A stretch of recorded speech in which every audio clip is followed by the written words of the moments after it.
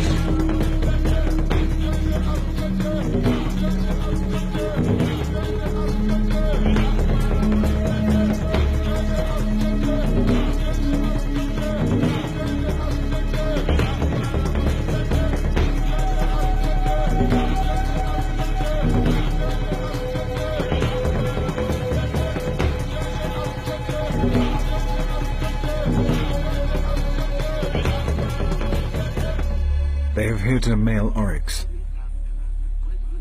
They must now be patient and not lose the trail of the wounded animal. If the arrow has hit a sensitive area, such as the neck or the lungs, the oryx will fall down dead in a matter of hours. But if not, the slow chase can go on for several days.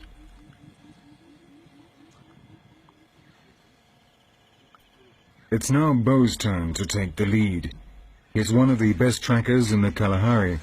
So good, in fact, that he was recruited by the South African Army to track down the rebels belonging to SWAPO, the Namibian guerrilla group which, at the end of the 80s, fought for the independence of the country. Across the first bloodstains, Tuka has again proven what a fine marksman he is. The arrow punctured the oryx's left lung, resulting in a slow, painful death. The Bushmen are, in fact, extremely respectful of their natural environment, as many anthropologists have pointed out. When hunting, they are careful not to wound the females or the young. They gather only what is strictly necessary in order to eat, and they use the smallest possible amount of wood for their fires. For thousands of years, they have lived in perfect harmony with these extremely marginal lands.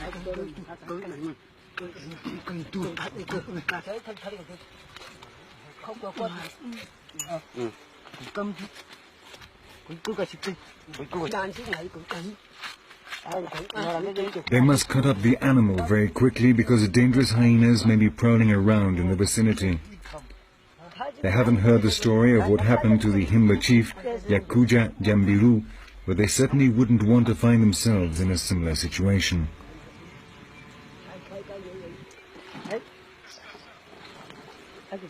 This meat will provide enough food for a couple of weeks. They preserve it by smoking it, and it belongs to the community as a whole. When meat is taken back to the village, a taster, normally an old man, must test it before anyone else can start to eat.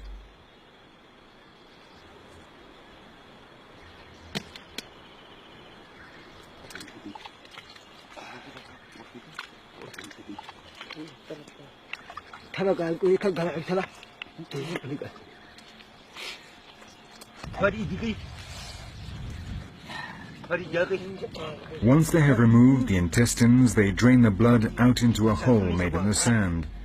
The Bushmen love bathing in blood, and this is not a ritual. They are simply washing themselves. Another example of how these men have adapted to the desert.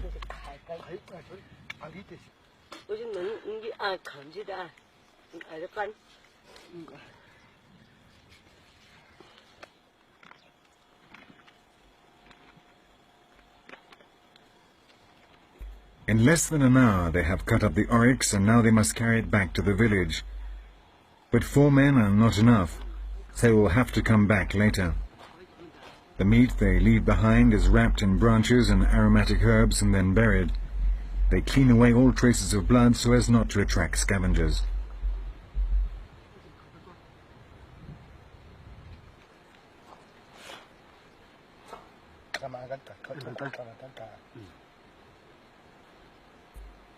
When the Bushmen go out gathering, they take with them reserves of water which they leave around their territory to be used by the men when they go out hunting.